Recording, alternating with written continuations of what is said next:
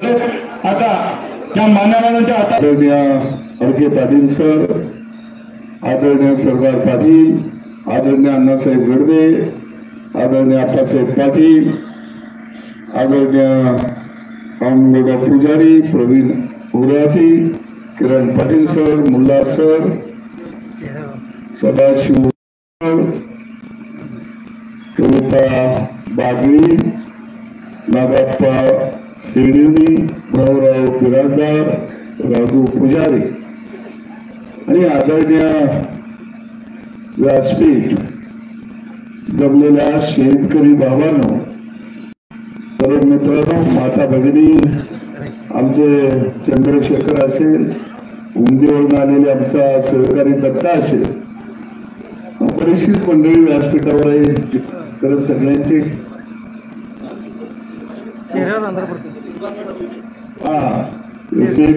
आलेले आहेत.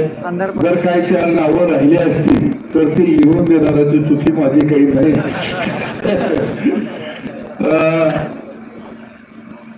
आदरणीय गोपीचंद पडळकरजी यांच्या प्रचारानिमित्त ही जाहीर सभा होत आहे आणि या परिसरातील सगळे माझे पत्रकार मित्र, काही अधिकारी, बाबांनो, लोकशाहीमध्ये राजा निवडण्याचा अधिकार हा जनतेला आहे आणि तो अधिकार ज्यांनी दिला त्या महामानवाचं नाव आहे भारतरत्न डॉक्टर बाबासाहेब आंबेडकर. कारण पूर्वीच्या काळामध्ये राजा राणीच्या पोटाला जन्माला यायचा. राजाचा माझ्या तालुक्याचा राजा गोडमाला आली, तिला त्या भूमी कन्येला पळवून रावणानं नेलं.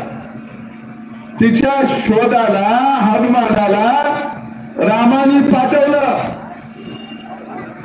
तस आपण गावगाड्यातली माणसं, आपण शेतामध्ये राबतो, धान्य निर्माण करतो, त्याचा भाव दिल्ली मुंबईला करतो, आपण इथं काबाड कष्ट करतो, आपल्या श्रमाला धोरण हे मुंबई दिल्लीला करतात. मग आमदार खासदार आपण हनुमान म्हणून मुंबई दिल्लीला पाठवतो आणि त्यांना सांगतो की मुंबई दिल्लीमध्ये आमची सीता गेली, तिचा शोध घ्या. पण बऱ्याच वेळा हे हनुमान माकडांच्या अवलाद निघते, ते शोध घ्यायचा विसरून जातात आणि म्हणून गावगाडा 18-20 दारिद्र्यामध्ये जगायला लागतो. भावांनो, आपण या देशाचे मालक आहे. अरे एका दाण्याचे 1000 दाणे कुठे होतात? आपल्या शेतात. किलोभर पेरलं की पोतेभर येत आहे, पोतेभर पेरलं की खंडीभर येत आहे. अरे एका दाण्याचे 1000 दाणे कुठे होतात? आपल्या बापाच्या कारखान्यात. पण टाटाच्या कारखान्यात 1 किलो लोखंडाचा गोळा टाकला तर तिकडं 1.5 किलो तयार होतोय. पण आपल्या बाच्या कारखान्यात 1 किलो टाकलं तर 1000 किलो तयार होतोय. मग अरे जर एवढं तयार होतंय तर आपला बाप गरीब का? याच कारण त्याच्या शेताला पाणी दिलं नाही, त्याच्या शेतमालाला भाव दिला नाही, त्याच्या दुधाला भाव दिला नाही, म्हणून आपल्या गावगाड्यात गरिबी नावाची अवदसा राहायला लागली. ही जर अवदसा घालवायची असेल तर आपला राजा हा या मातीशी इमान राखणारा असला पाहिजे, गावगाड्याशी इमान राखणारा असला पाहिजे. आणि म्हणून या निवडणुकीमध्ये जात पात विसरूया आणि काम करणारा शेतकऱ्याचा पोरगा मुंबईच्या विधानसभेमध्ये पाठवूया. हे काम तुम्हाला करावं लागणार. निवडणूक जवळ येईल तशी, जवळ येईल तसं एकमेकावर टीका व्हायला लागणार आहे. मला सरदार म्हटलं आता की कोण खाईच्या दर्जावर जाऊन टीका करतो. अरे माझ्या एवढ्या टीका होत्या त्या, माझ्या डोक्याला केस नाहीत एवढ्या टीका करते. मी त्याच्याकडे बघत नाही आणि मी जात मानणारा माणूस नाही. अरे मी मराठा समाजामध्ये जन्माला आलो, त्याच्यासाठी माझं काय कर्तव्य आहे? जन्म हा अपघात आहे. मला जर माहित असतं कुणाच्या घरात जन्माला यायचं तर मी गावगाड्यात जन्माला आलो नसतो. मी देवाला म्हणलो असतो मला जन्माला घालायचाय तर अदानीच्या घाल, अंबानीच्या घाल, टाटाच्या घाल. अरे जन्माला येणं आपल्या हातात नाही, पण कर्तव्य आपल्या हातात आहे. आणि गोपीचंद पडळकर हा लढाऊ माणूस आहे. मी तुम्हाला सांगतो लढाऊ माणूस आहे. त्याला सगळ्यांनी घेरलंय. लक्षात आलं का? सगळ्यांनी. कोण म्हणतंय ते बाहेरनं आलं. अरे बाहेरनं आलं म्हणजे कुठनं आलं? या आभाळातनं आलं. अरे तिची जन्मभूमी वेगळी असेल, पण गोपीचंद पडळकरांची कर्मभूमी हा जत तालुकाच असणार आहे. मी तुम्हाला इथं सांगतो. त्याला एकदा निवडून द्या. त्याच्या पायाला भिंगऱ्या ते तुम्हाला गावागावात दिसाल. ते जतलाच राहील. त्याचं ऑफिस सुद्धा जत मध्येच असेल. आणि या भागातल्या शेतकरी, शेतमजूर, बारा बलुतेदार, आलुतेदार याच्या केसाला सुद्धा हात लागणार नाही अशी व्यवस्था या तालुक्यामध्ये. कुठला अधिकारी मजूर होणार नाही. गोपीचंद पडळकरचा फोन म्हणलं की अधिकाऱ्याची फाटली पाहिजे. तुम्ही नुसती गंमत बघा. अरे आम्ही दोघांनी बैलगाडीचं आंदोलन केलं. बैलगाडी शर्यतीवर बंदी होती. का आंदोलन केलं? तर जी आमची गावठी गाय आहे, खिल्लार जातीची गाय आहे, ती गाय कुठं आहे? ती जत तालुक्यामध्ये आहे, ती आटपाडीमध्ये आहे, ती माणमध्ये आहे, जिथं दुष्काळ पट्टा आहे, ती सांगोल्यामध्ये आहे, ती मंगळवेढ्यात आहे. त्या खिल्लार गायच्या पोटी जो खोंड जन्माला येतो तो 5 एकर मध्ये जेवढं धान्य पिकतं तेवढी त्याला किंमत येते. खिल्लार गाय ही आमची लक्ष्मी आहे. तिच्या जर खोंडाला पैसा आला तर तिला आम्ही तिचं संगोपन होईल. आणि म्हणून खिल्लारी गायीच्या फुटीचा खिल्लारी खोंड या महाराष्ट्रामध्ये धावला पाहिजे. ते शेतकऱ्याचं वरदान आहे. अरे म्हणून आम्ही जीवा उद्धार होऊन बैलगाडीच्या शर्यती भरवल्या आणि सरकारला निर्णय घ्यावा लागला. बैलगाडीवरची बंदी उठली आणि याचा खरा करता करविता कोण असेल तर त्याचं नाव आहे गोपीचंद पडळकर. तुमच्याकडे जे टीका करायला येते ती तिने नाव घेतलं मी घेणार नाही कुणाचं. माझी आजी कोण असतील त्यांना विचारा तुमचं काम काय. कोणतरी गडी उभा करायचा आणि छापखाना चालू ठेवायचा, बाकी काय नाही. कारण गोपीचंदला पाडायसाठी महाराष्ट्रातले सगळे मोठे नेते कामाला लागले. ती सगळ्यांचं लक्ष जत तालुक्याकडे आहे. सगळे म्हणतात बारामती पासून 13मती पर्यंत काही करा, गोपीचंदला पाडा. का? ते निवडून आलं तर मंत्री होईल, मंत्री झालं तर महाराष्ट्रामध्ये वाघासारखं आमच्या खुर्च्या धोक्यात येतिल्या, त्याच्यासाठी जेवढं लागल तेवढं आम्ही देतो, पण तुम्ही त्याला पडा.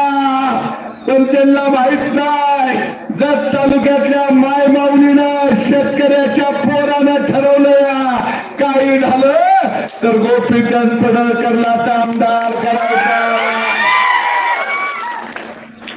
त्यामुळं हिने काय बी करून दे, काय फरक पडत नाही. पहिल्यांदा म्हणायचे त्याला तिकीटच मिळत नाही, मी काय म्हणलो तो याला तिकीट मिळणार. आता मी तुम्हाला सांगतो, मला विश्वास आहे तुम्ही याला निवडून देणार, बरोबर आहे का? आणि याला मी मंत्री करून तुमच्याकडे आणणार, हे तुम्हाला मी सांगतो. असं म्हणलं की घडी आता झोपत नाही, बिन पाण्याच्याच हाणायला लागते, पाणी घालीतच नाही तर, बरोबर आहे का अध्यक्ष? बिन पाण्याची. अहो तुम्ही ज्या आमदाराला निवडून दिलं, खरं सांगावं, त्याने एखादा उद्योग तुमच्या भागात आणला, तरुणाच्या हाताला काम दिलं, तुमची लेकरं बाळ कुठे कामाला, त्यानं काय शेतीच्या पाण्याच्या योजनेला गती दिली का? काही केलं नाही. मी 6 वर्ष आमदार होतो, 3 वर्ष मंत्री होतो, आता परत मी आमदार आहे. मला तुमचं आमदार सभागृहामध्ये माझ्या जत तालुका ताणलेला आहे, त्याला पाणी पाहिजे. जत तालुक्यामध्ये दुष्काळ पडला, पिकं करपली, त्याला नुकसान भरपाई द्या, नाही बोललं. शेतकऱ्याच्या वीज माफ करा, नाही बोललं. शेतकऱ्याला असेल, शेतमजूर असेल, त्याच्या दुधाला भाव द्या, त्यावर नाही बोललं. अरे जत तालुक्यामध्ये रस्त्यांची अवस्था पूर्ण खराब झाली, त्याच्यावर कधी नाही बोललं. जत तालुक्यातला माझा शिकलेला तरुण पोटाची खळगी भरायला मुंबईला, बेंगलोरला, विजापूरला चाललाय, अरे त्याला काम द्या, ह्याच्यावर तुमचं आमदार कधी सुद्धा बोललं नाही. कधी तुमचं आमदार टीव्हीला दिसलं का हो? सभागृहात बोललं या, बाहेर सगळे चॅनेलवाले आले ते आणि त्याला म्हणायला लागले की सावंत साहेब किती आक्रमक होता, कधी बोललं का? कधीही बोललं नाही.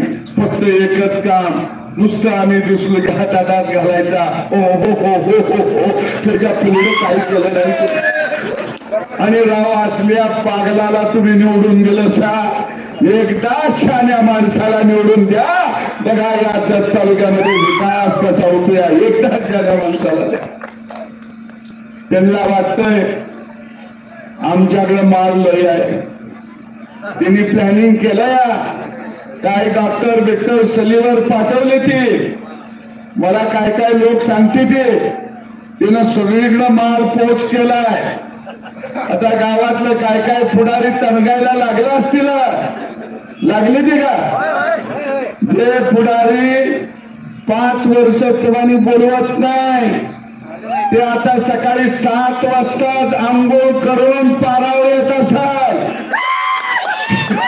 येते का लवकर?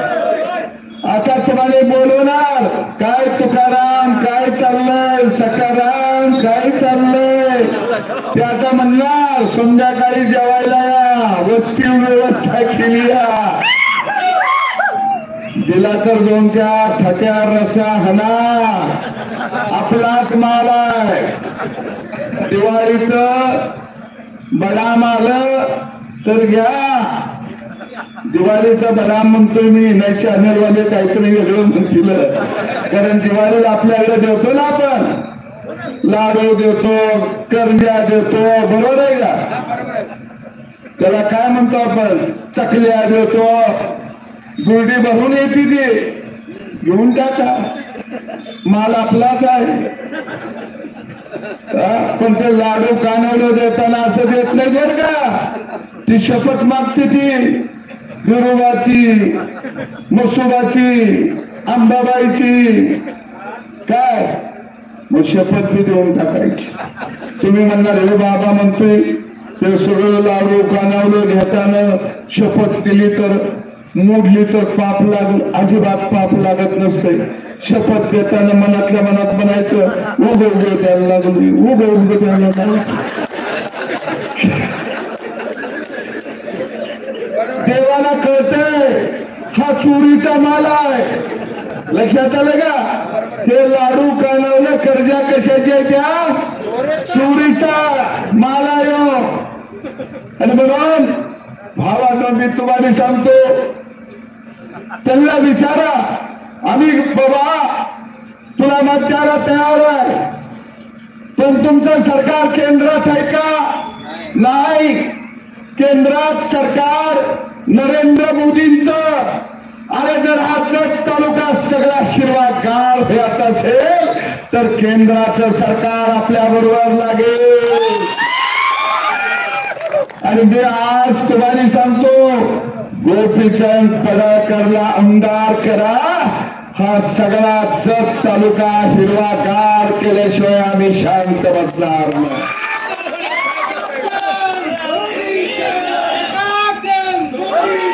आणि तुम्ही चिंता काय करू नका. त्याला आमदार करा. ते 5 वर्ष. माझी आमदारकी अजूनही 6 वर्ष. एकावर एक फ्री. मी बी तुमच्याकडे आहे. चिंता करू नका. अरे लागल एवढा फंड गावागावात आम्ही देतो. लागल एवढा विकासाला पैसे गावागावात आम्ही कमी पडणार नाही. मी माझ्या काकांच्याकडे गेलो. मला म्हणले सदाभाऊ आम्हाला कॅम्प्युटर लॅब पाहिजे. म्हणलं दिली माझ्या आमदार फंडात. अरे जेवढा या तालुक्याला व्यायामशाळा तालीम या तालुक्यामध्ये आम्ही गावागावात निर्माण करू. याचं कारण मान आणि मनगट दणकट असलं की आमची भावी पिढी कणखार बनते. अरे हे विजन पाहिजे. यांच्याकडे काही विजन नाही. आणि म्हणून मी सांगतो हा तालुका दुष्काळ मुक्त करायचा असेल तर गोपीचंद पडळकर आमदाराला त्या विचारा तुला मत का द्यायचं बाबा. तू काय काय दिलं सांग. आपण सांगू शकतो. अरे आम्ही शेतकऱ्याला पूर्वी 12,000 रुपये देत होतो. आता आमचं सरकार आलं की आम्ही 15,000 देणार. 15,000 म्हणजे महिन्याला किती? 1250 रुपये. लाडक्या बहिणीला आम्ही 1500 देत होतो. आमचं सरकार आलं की आम्ही आता 2100 रुपये देणार. म्हणजे हे 2100 हे 1250 झालं 3300. वर्षाचं किती झालं? 40,000. किती? 40,000. त्याला म्हणा तू काय देणार. आता त्याची या खडू मोठीवर चिवडा वाटीवर रसा आणि 5 वर्ष कोंबलत बसा. अरे तू काय देणार.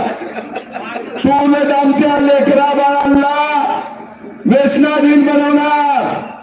त्यामुळं आम्ही शेतकऱ्याला 15 देणार. माय माऊलीला 21 देणार. आणि शेतकऱ्याचं विजेचं बिल 7.5 HP पर्यंत 0 येणार. अरे तुम्ही काय दिलं. आम्ही माय माऊलीला अर्ध तिकीट दिलं एसटीला. अरे तुम्ही काय दिलं. की संपूर्ण राज्यातल्या शेतकऱ्याचं कर्ज माफ करणार. कर्ज माफ. मला या भागातले शेतकरी भेटले. राजूर आला. कुणाचं 20,000 25,000 30,000 चंद्रशेखर कर्ज आहे. त्याचा जाहीर निलावा काढलाय बँकेनं. अरे काळजी करू नका. आमचं सरकार आलं की आम्ही ते सगळं कर्ज माफ करून टाकतो. चिंता करू नका. आणि जर कुणी कर्ज काढलं नसलं तर काढून घ्या.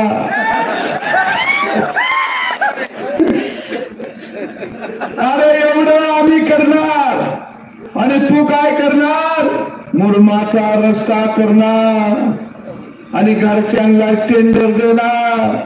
त्यातलं पैसे हणणार, निवडणूक आली की दारूची बाटली घेऊन येणार. अरे धंदा किती दिवस. आणि म्हणून या भागाचा जर विकास व्हायचा असेल तर विकास पुरुष नावाचा व्यक्ती गोपीचंद पडळकर यांना विजय करा. तुम्ही जाती पाती अजिबात अडकू नका. ते तुम्हाला काही सांगायला येतील, तिकडे लक्ष देऊ नका. बर भाकरी फिरवायची आपल्या हातात आहे. एकदा भाकरी फिरवूया. 5 वर्षासाठी नवं बियाणं शेतामध्ये पेरूया. चांगलं पीक आलं तर पुढची पेरणी करूया. फक्त 5 वर्ष. आणि मला खात्री आहे गोपीचंद पडळकर हा फार मोठा माणूस आहे आणि ते एवढं बेभान आहे. त्याला काही नाही, त्याला फक्त जनतेची सेवा करायची आहे. तो माणूस रात्रंदिवस धावणारा माणूस आहे. अरे म्हणून आमच्या संजय तिलीच्या गावाजवळ 2000 एकरावरती MIDC आणली. 2000 एकरावरती. आणि ती MIDC दिल्या सांगायला कोण आलं काल? राज्याचा उद्योग मंत्री आला उदय सामंत. आणि त्यांनी सांगितलं गोपीचंद पडळकरांच्या तगाद्यामुळं मी जत तालुक्याला 2000 एकरावरती MIDC दिली. नुसती MIDC आणून आपण थांबणार नाही. आपण मोठे उद्योग तिथे आणणार. आणि किमान 5 वर्षामध्ये या जत तालुक्यातल्या 20,000 तरुणाच्या हाताला काम देणार. 20,000 तरुणाच्या हाताला. आम्ही एवढ्यावर थांबत नाही. एकदा सूर धरला, मी सांगतो आमचा प्लॅन. आम्ही उद्योग MIDC आणणार. मोठा दूध संघ सुद्धा या तालुक्यात उभा करणार. घर तिथं गाईचा गोटा, घर तिथं म्हैशीचा गोटा उभा करणार. एवढ्यावर थांबणार नाही. या तालुक्यामध्ये एक सूत गिरण सुद्धा आम्ही मंजूर करून आणणार. कारण इथल्या तरुणाला काम देणार. एवढ्यावर आम्ही थांबणार नाही. तर या तालुक्यातल्या माय माऊलीला काम मिळालं पाहिजे. म्हणून गारमेंट पार्क, रेडीमेड कपडे तयार करण्याचे छोटे छोटे उद्योग ज्याला गारमेंट पार्क म्हणतात, की ज्या पार्क मध्ये किमान या तालुक्यातल्या 4 ते 1000 महिलांना काम मिळेल असं गारमेंट पार्क सुद्धा या तालुक्यामध्ये आम्ही उभा करणार. 5 वर्ष आम्हाला दुसरं आहे काय काम? आम्हाला यांच्याकडे काय पैसे गोळा करून मुंबईला येशीत राहायचं नाही. अरे आम्हाला झाडाची सावली आणि जमिनीवरती बसायला जागा मिळाला की गोपीचंद पडळकर आणि सदाभाऊ खुश. अरे आम्ही काय धनदाटक्याची लेकरं नाही. माझं घर, आमचे नेते, काय नाव तुझं बाबा? ईश्वर काय नागनाथ इकडे. म्हणजे हा माझा खास विश्वासू जबरदस्त माणूस आहे. काय इकडे या म्हणलं? अरे मी आमदार झाल्यानंतर माझ्यासाठी हा माणूस मैदानात नाचला होता. इस्लामपूरच्या सभेमध्ये ज्यावेळी बावनकुळे साहेब आले त्यावेळी हा माणूस जीवाच्या अंगठात माझ्या नावाचा जयघोष करत होता. आणि तो सांगत होता की सदाभाऊला एक आमदार बनवा. अरे सदाभाऊ खोत आमदार झाला तो अशा माणसांच्या आशीर्वादामुळे आमदार झाला हे तुम्हाला मी सांगतो. अरे सामान्य माणसानं अरे आम्हाला उभा केलं. अरे दगड मातीचं माझं घर, मलोबाच्या वाडी नावाचं गाव शिराळ तालुक्याला लागून एका डोंगरात 50 वर्ष 10x12च्या 3 खोल्यामध्ये मी, माझी आई, माझी 2 लेकरं, बायको, माझा भाचा त्याची बायको, त्याची लेकर, अरे 6x12 3 खोल्यामध्ये आम्ही 50 वर्ष राहिलो. वयाच्या 16व्या वर्षापासून शेतकरी, शेतमजूर यांचा लढा या महाराष्ट्रामध्ये लढला आणि भावानो त्यांच्या आशीर्वादामुळं मी 2 वेळा आमदार झालो, 1 वेळा मंत्री झालो. ते समोर बसलेल्या या जनतेच्या आशीर्वादामुळं. अरे माझ्यावर कोण धनदानगे कधी आले नाही, कोण यावं याचा आम्ही विचार केला नाही. पण सामान्य माणसाच्या डोळ्यातले असो हे आमच्या असो आहे, ही भावना मनामध्ये जपून काम केलं. अरे मी मंत्री झालो पण माझ्या बंगल्यावरती महाराष्ट्रातला गोरगरीब शेतकरी, शेतमजूर आणि जे आजारी पेशंट होते ते राहायला माझ्या बंगल्यावरती असायचे. आजही मी रुग्णांची सेवा करतो. तुम्हाला माहित नसेल, मला वाटते आमचे पांढरेवाडीचे सरपंच आलीत का इथं? आले असतील. आज जत तालुक्यामधली गोरगरिबाची 36 पोरं माझ्या शाळेमध्ये फुकट शिकत आहेत. माझ्या शाळेमध्ये फुकट शिकत आहेत. पांढरेवाडी वगैरे या परिसरातले 36 मुलं आहेत. अरे का आम्हाला सुचलं तर आम्ही गरिबी बघितली, आम्ही दारिद्र्य बघितलं, गरिबीशी झुंजताना आम्ही आमचा बाप बघितला, आमची आई बघितली, गरिबीच्या हलाखीमध्ये जगलेला आम्ही आमचा आजोबा बघितला, आमची आजी बघितली. 18-20 दारिद्र्य काय असतं हे गरिबीत जन्माला आल्यावर कळतं. अरे घरामध्ये एखादा पेशंट जर त्याला मोठा आजार झाला असेल, कॅन्सर झाला असेल, किडनीचा आजार झाला असेल, हृदयविकाराचा आजार झाला असेल तर सगळं घर कापायला लागतं. अरे त्याला 1 लाख 2 लाख 4 लाख खर्च येणार असेल तर आमच्या पायाखालची वाळू निसटते. अरे जिती जागती माणसं 2 लाख 3 लाख रुपये सुद्धा घालून जिवंत ठेवण्याची ताकद गावगाड्यातल्या सामान्य माणसाजवळ राहिली नाही. अरे हे एवढी गरिबी आमच्याच नशिबाला का आली? म्हणून या निवडणुकीमध्ये मतदान करत असताना मी तुम्हाला जाता जाता एक गोष्ट सांगतो, ती जर तुमच्या मनाला पटली तर तुम्ही गोपीचंद पडळकरला मतदान करा, नाही पटली तर तुम्ही मतदान करू नका. शेतकरी असेल, शेतमजूर असेल, 12 गुत्तेदार असेल, त्या सगळ्यांचं जिंदगी, सगळ्यांचं जीवन सारखं आहे भावानो. कारण मी ज्यावेळी माझ्या बहिणीचा अभ्यास केला, मला 2 बहिणी, भावांनो, ज्या दिवशी माझ्या बहिणीचा साखरपुड्याने लग्न ठरलं, 16व्या वर्षी माझ्या बहिणीचं लग्न ठरलं, त्यावेळी आम्ही शेतामध्ये राहत होतो. लाईट नव्हती. दुपारी साखरपुडा झाला, याद्या झाल्या, पाहुणे निघून गेले, संध्याकाळ झाली,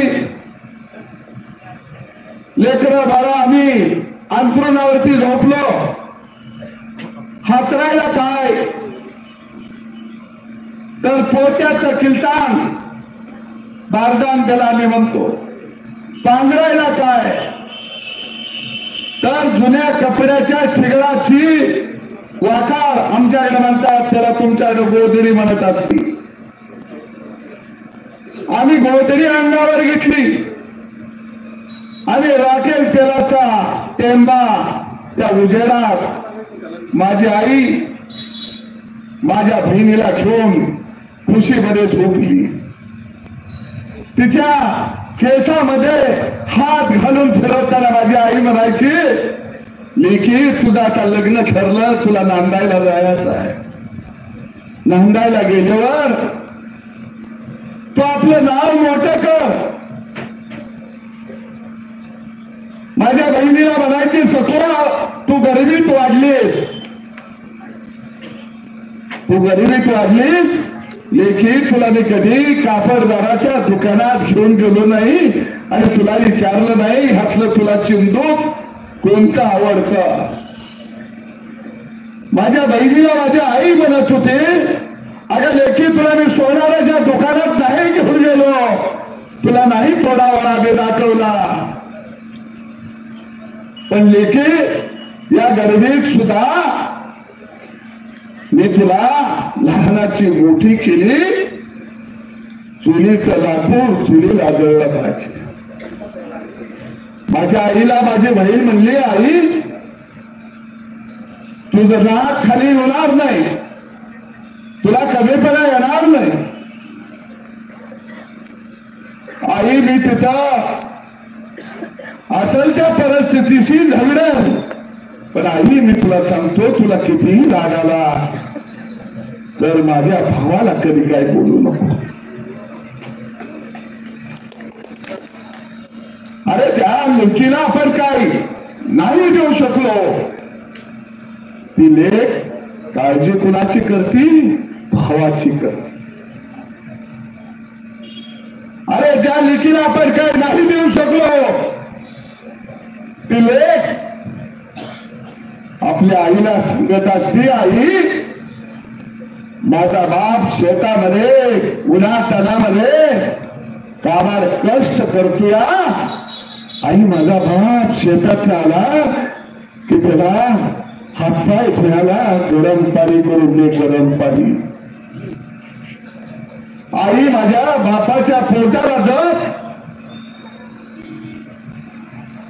आई त्याला माझ्या बाळानं हा संसार उभा केलाय. अरे हे दारिद्र्य आहे आमच्या लेकीबाईंचं, हा स्वाभिमान आहे आमच्या गावगाड्याचा. अरे ह्या निवडणुका आम्ही गोपीचंद असेल सदावर असेल या राजकारणामध्ये आम्ही पैसे कमवायसाठी नाही आलो, आम्ही गावागावामध्ये गुंड पेसायसाठी नाही आलो, आम्ही राजकारणामध्ये आलो ते आमच्या लेखी बाळींच्या डोळ्यातलं पाणी पुसण्यासाठी आलो, गावगाडा सन्मान करायचं. अरे ह्यासाठी आम्ही राजकारणात आलो. आम्ही गाड्यात बसून गरवण्यासाठी राजकारणामध्ये नाही आलो. आम्हाला कुणीतरी साहेब म्हणावं, हलग्या लावून वाजवीत आणावं, आमच्यावर फुलं उधळावी त्यासाठी आम्ही नाही आलो. मुरमात डांबरीकरणात पैसा खाण्यासाठी राजकारणात नाही आलो. अरे आम्ही राजकारणामध्ये आलो ते या गावगाड्यातल्या करपलेल्या चेहऱ्यांच्या वरती हास्य फुललं पाहिजे, आनंद आला पाहिजे, यासाठी आम्ही राजकारणामध्ये आलो, यासाठी राजकारणात आलो. भावानो मी काय पागल आहे का? मी माझ्याकडे अनेक मतदारसंघ आहे, मी माझ्या मतदारसंघातल्या सभा येतो, रात्री 3-4 वाजता जतला मुक्कामला येतो, दिवसभर तुमच्याकडे फिरतो, परत मी शिराळा इस्लामपूर त्या भागातल्या सभेला संध्याकाळी जातो, तिथल्या सभा झाल्या की मी रात्रीचा इथे येतो. आता मी तुमची सभा करणार, जतला बैठक घेणार, उद्या सकाळी 10 वाजता माझी सभा रत्नागिरीला, दुपारी राजापूरला, परत संध्याकाळी 32 शिराळा 3 सभा आहे, परत मी मुंबईला उद्या संध्याकाळी जाणार आहे, परवा दिवशी माझे मुंबईत कार्यक्रम आहे, परत तिथला करून 1 वाजता मी परत वारल्यातल्या सभेला येणार आहे मुंबईवरनं. म्हणून आम्ही का करतोय याच कारण की मातीतली माणसं ही जपली पाहिजे ती, कारण मातीतल्या माणसांना मातीचं दुःख कळू शकतं, बाकी कुणालाही कळू शकत नाही. आणि म्हणून जत तालुक्यातल्या संघ हे गाव ऐतिहासिक आहे. या संघ गावामधून अनेक आंदोलन उभा राहिली, संघ तालुका झाला पाहिजे, आंदोलन या मातीनं केलेले आहे. पाण्याचं आंदोलन इथूनच उभं राहिलं. विजेच्या कर्जाच्या माफीचं आंदोलन इथूनच उभं राहिलं. या पवित्र भूमीवरती मी अनेक वेळा आलोया, कारण ही संकची माती ही लढाऊ माती आहे. आणि ही माती गोपीचंद या लेकराला पंखाखाली ठेवून अगदी उंच उंच भरारी मारल्याशिवाय थांबणार नाही एवढी अपेक्षा व्यक्त करतो. आणि कमळ हे चिन्ह देण्यात ठेवा. धन्यवाद. जय हिंद. आवाज माणदेशाचा, माणदेशातील प्रत्येकाचा. माणदेश प्राईम सबस्क्राईब करा आणि अपडेट रहा. नवीन व्हिडिओच्या नोटिफिकेशनसाठी बेल आयकॉनचं बटन दाबा. धन्यवाद.